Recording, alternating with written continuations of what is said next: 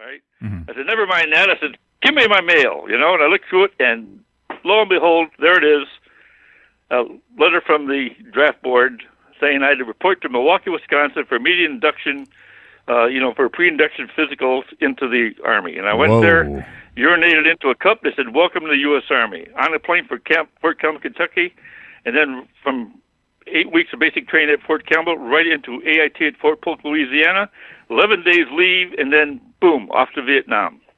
Wow. And I was there in Vietnam, and I immediately developed the idea that we weren't fighting to win a war, okay? I mean, the tactics there really were abominable, all right? We'd fight to take a damn hill. We'd hold that hill for a couple weeks or so, and then we'd move on, and the enemy would come right back to the area where we had been fighting to hold.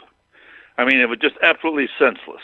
Meanwhile, the enemy had strongholds across the Sesan River in Cambodia.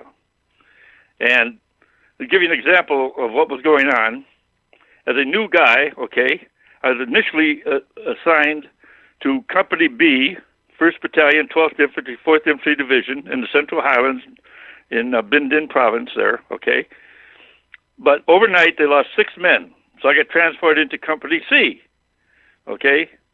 Same battalion, same regiment, different company, all right? Mm-hmm. And then the sergeant comes in and says, everybody in this barracks is going to take a crash course on mortars.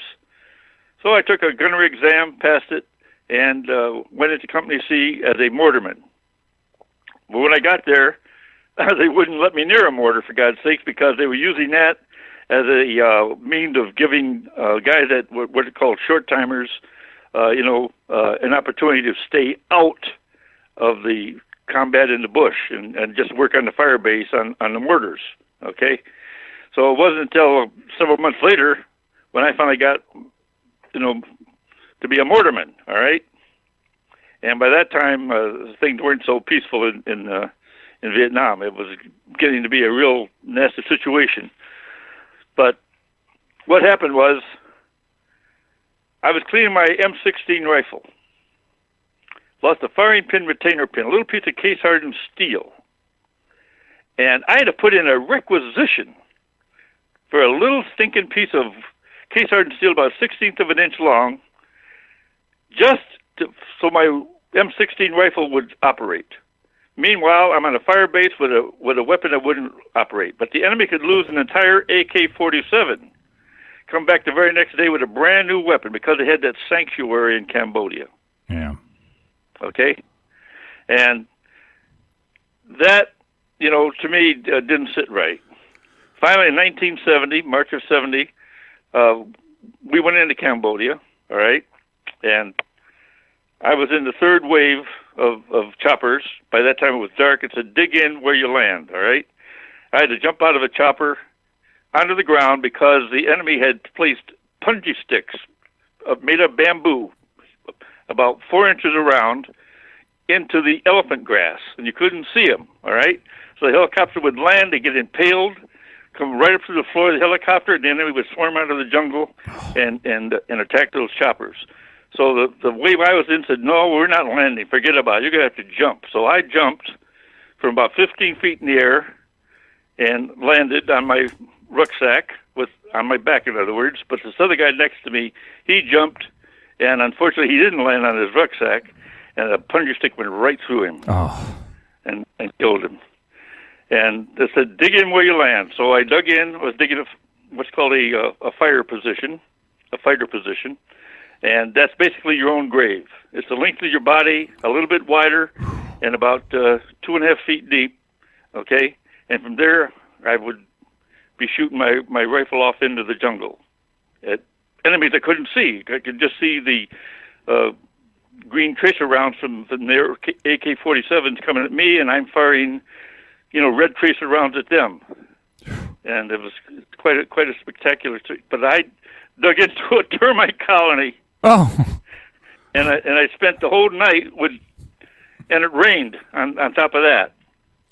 Spent the whole night in a muddy trench with termites swarming all over the place. And I couldn't move that from that position. So that got me thinking, this is really a stupid way to fight a war, know? It really was.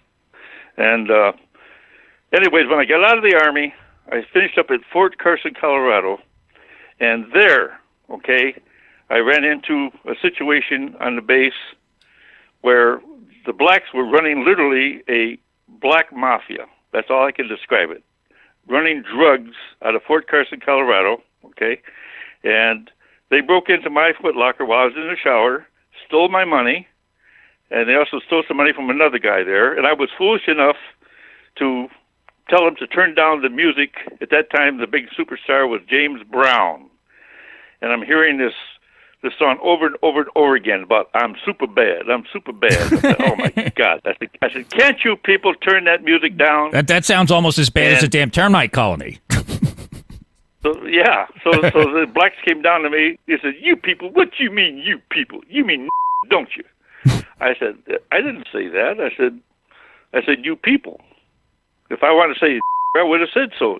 Bam! Like that. And they were on me and knocked out one of my front teeth there. And I was, a white guy. He ran down and he told them I was being attacked. And some MPs came up and they grabbed these off me. And they put me in the guardhouse under protective custody because they threatened to kill me if they caught me off base. Well, when I got a pass, I went right into Colorado Springs, and I bought myself a pistol.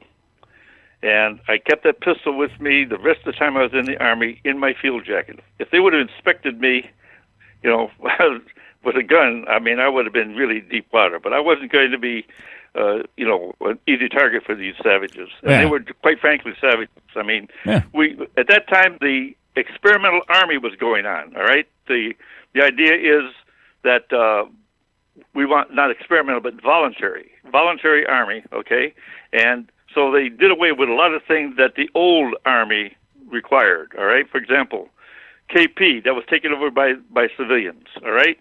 The idea that you didn't have to wear your uniform off post. You could wear civilian clothes, all right? And other, so-called reforms, And one of the reforms was they could take this, what do you call it? I call it plasterboard. It's used to make walls, all right? Yeah. And you could put up that stuff and make little two-man cubicles, And you'd be responsible for everything all the way out to the center of the floor in the barracks, Well, the blacks are down at one end, the whites are at the other end, and the blacks would get drunk or they get high or something, get in a fight with each other, and boom! Next thing you know, one would knock another through those walls. You'd have plaster all over the whole place. They turned half of the barracks into a damn slum. And I thought, this is really something. So after I got jumped like that, the CO, after they put me in protective custody, that he was off the base for the weekend. So that Monday, I had to report to the commanding officer of my company, and he ordered me to go to Racial Harmony Council. Yeah, Racial Harmony Council. And so I went to this Racial Harmony Council, and everybody on that Racial Harmony Council was non-white. Of course. You had blacks, you had Latinos, you had Asians, you had West Indians. Hell, I think even American Indian was on there, but there wasn't a single person representing white soldiers. So I went to the commanding general of the base. His name was Bernard P. Rogers, and he later became the commander of our forces in the NATO alliance in Europe. But at that time, he was running Fort Carson, Colorado. He said, if you ever have a problem, my door is always open. So I went to him, and I told him my situation. I said, there's nobody there representing white soldiers. He said, well, you really think that's necessary? I said, sir, there's nobody representing the interests of white soldiers who are still the majority on this base. So he says, well, how about you? I says, me? So they put me on the Racial Harmony Council representing white soldiers. Oh, this is gold. Okay. And that's where my eyes opened up. That's where my eyes were really opened up. I can see how that would do that. In our armed forces. Yeah. My solution, I noticed that we had the problem with the Hispanic soldiers, all right? A lot of them could barely speak English. this new voluntary army that could go into town dressed in civilian clothes, get themselves drunk and liquored up, and end up being thrown in jail. Then in the morning when there's a formation, where is Juan and Pedro and Jose? Okay? Nobody knows. Well, we'll find out. They're in a clink in some Colorado town where they got in a fight with the locals there and ended up getting arrested and thrown in jail. So my solution, I said, listen, why don't we treat these, teach these guys the national language, English. They're just marking time to get out of service. I said they can learn something useful while they're waiting to be discharged. And they said, who says English is the national language?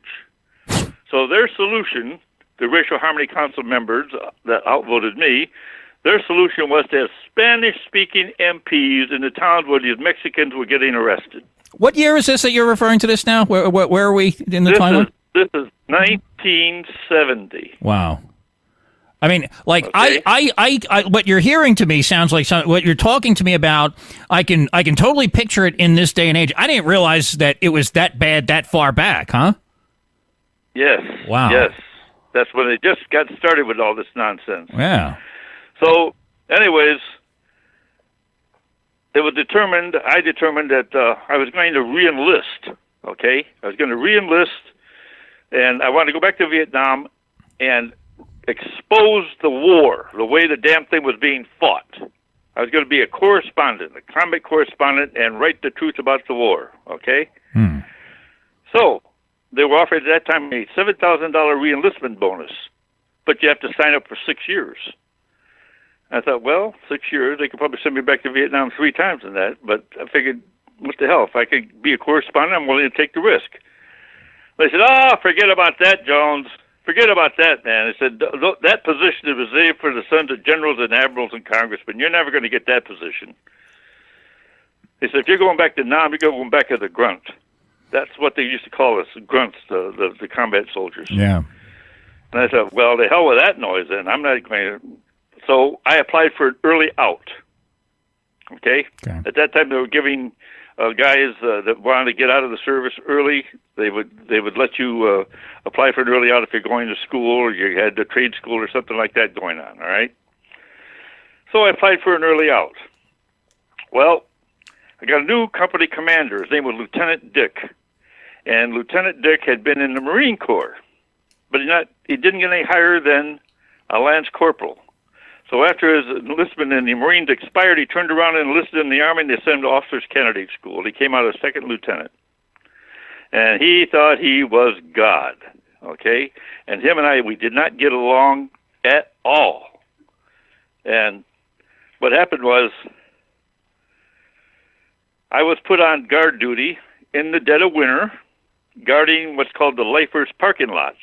In other words, the career soldiers, the guys that have been in there for years and years and years, the sergeant majors and the first sergeants and other officers like that, and NCOs. I was freezing my butt off. So I did what everybody else does in Colorado in the wintertime. I went inside to warm up. So I go inside there, and there was this black sergeant, and he said, "Who's on guard duty here?" He looks around. He sees everybody else is in their shirt sleeves and everything. There's only one guy there that had a heavy parka on and boots and gloves, and that was me. Obviously, I said, "I am, Sergeant." He says, "Do you have permission to leave your post?"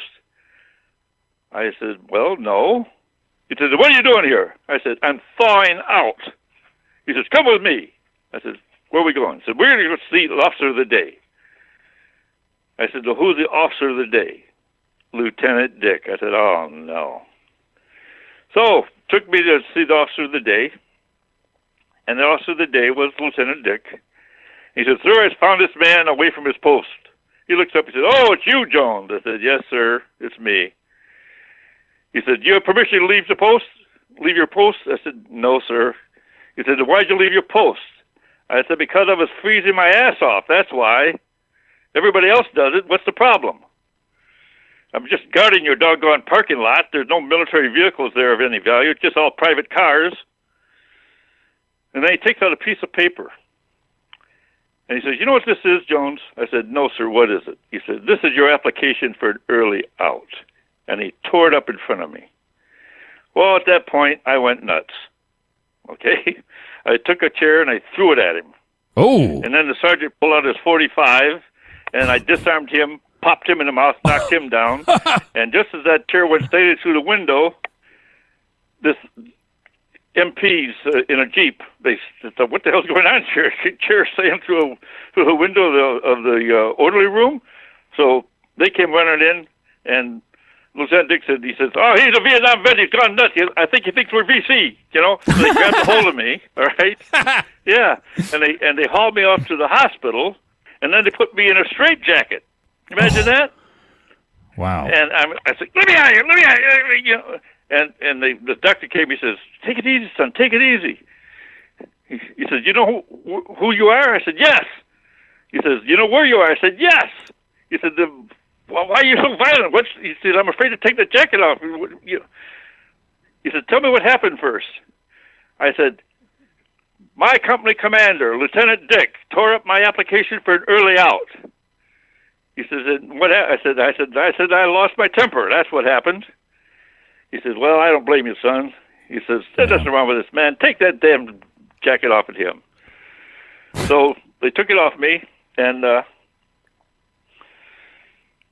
he said, now calm down. I said, I'm calm.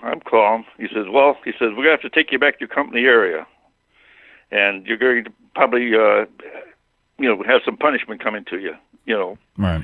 I did an Article 15, okay, which means a reduction in pay and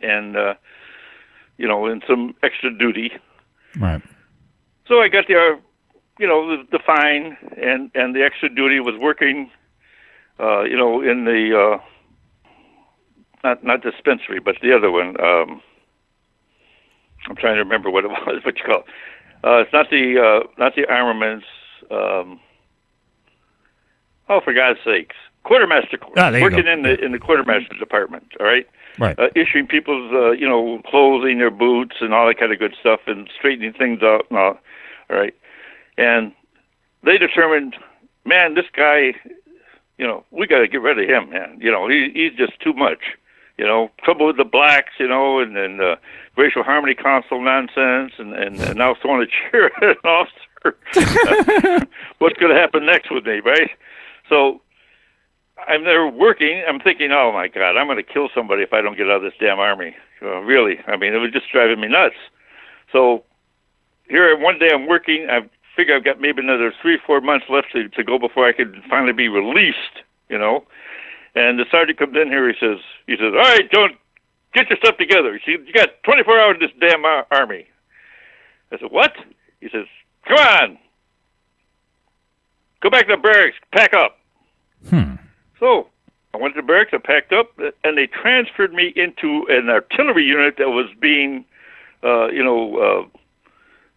discharged. Okay. Well, when I got there, the artillery unit's